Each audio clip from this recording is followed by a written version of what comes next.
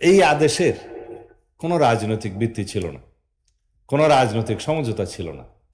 এই আদেশটা অনেকটা মার্শাল ল অর্ডারের মতো আদেশ জারি করা হয়েছে। কথায় কথায় ওনারা গণভোটের গণরায়ের কথা বলেন। আমিও অনেকবার এই সংসদে এই বিষয়ে বক্তব্য দিয়েছি, আমরা অনেকেই দিয়েছি। তারা একটা আদেশের কথা বলে যে শপথ তো নেওয়া হয় নাই, আদেশ মানা হয় নাই। মাননীয় স্পিকার, জুলাই জাতীয় সনদ বাস্তবায়নের জন্য 2025-এর সম্ভবত নভেম্বরের 11 বা 13 তারিখ হবে একটা আদেশ জারি করা হলো। সেটা হচ্ছে জুলাই জাতীয় সনদ উইদিন ব্র্যাকেট সংবিধান সংস্কার বাস্তবায়ন আদেশ 2025। এই আদেশের কোনো রাজনৈতিক ভিত্তি ছিল না, কোনো রাজনৈতিক সমঝোতা ছিল না। এই আদেশটা অনেকটা মার্শাল ল অর্ডারের মতো আদেশ জারি করা হয়েছে। যে আদেশটা জারি করার রাষ্ট্রপতির কোনো এখতিয়ার ছিল না। সেই আদেশের মধ্যে জুলাই জাতীয় সনদ বাস্তবায়নের জন্য 4টা প্রশ্ন দিয়ে দেওয়া হলো। তার উপরে বলা হলো গণভোট হবে। গণভোটটা আমরাই চেয়েছিলাম জুলাই জাতীয় সনদ বাস্তবায়নের জন্য। Lily whip shea mystic glowing body wash, secret to ultimate glow. একটা আইনি ভিত্তি তারা দাবি করেছিলেন, আমরা বললাম জনগণের কাছে যাই, তারা জুলাই জাতীয় সনদ বাস্তবায়ন চায় কি চায় না সেই প্রশ্নটা আমরা রাখি। গণভোট হতে পারে, আইনি ভিত্তি রচনা হবে, সার্বভৌম জনগণের ক্ষমতা হিসাবে আমরা সেই জুলাই জাতীয় সনদ যারাই সংসদে যাবে তারা বাস্তবায়ন করতে তারা বদ্ধপরিকর থাকবে। এটা ছিল আমাদের প্রস্তাব। কিন্তু ইন্টারিম গভর্নমেন্টের সময় কোনো না কোনোভাবে একটা রাজনৈতিক সমঝোতাবিহীন দূরভিসন্ধিমূলক একটা প্রতারণা করা হয়েছে। সেটার নাম হচ্ছে জুলাই জাতীয় সনদ উইদিন ব্র্যাকেট সংবিধান সংস্কার বাস্তবায়ন আদেশ 2025। গণভোট হলো। আমরাও বলেছি জুলাই জাতীয় সনদ বাস্তবায়নের জন্য জনগণ হ্যাঁ ভোট দিন। আমরা তো আছি সেই জায়গায়।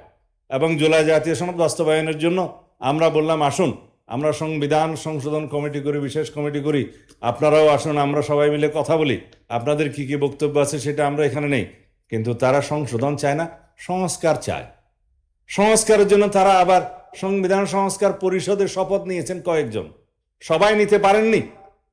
তাদের মধ্যে অনেকেই আছে যারা শপথ নেওয়ার সুযোগ হয়নি, পরবর্তীতে যারা ইলেক্টেড হয়েছে বা নমিনেটেড হয়েছে সংরক্ষিত আসনে।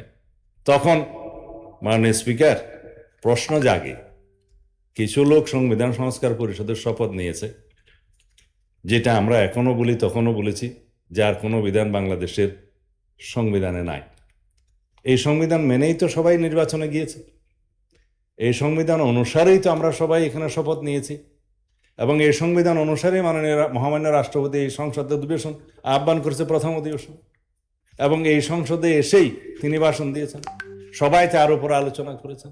এই সংবিধান মেনেই কিছুদিন আগে মহামান্য রাষ্ট্রপতির যে নির্বাচন হলো, সেই নির্বাচনে এখানে সবাই মিলে ভোট দিয়েছে, মহা উৎসবে দিয়েছে, এবং তার শপথ গ্রহণ হয়েছে। এই সব কিছুতেই সংবিধান ঠিক আছে। মাননীয় স্পিকার, খালি সংবিধান সংস্কার পরিষদের সদস্য হিসেবে যে অবৈধভাবে শপথ নিয়েছে, এখানে এসেই তাদের মহাগণ্ডগোল, বাকি সবই ঠিক আছে।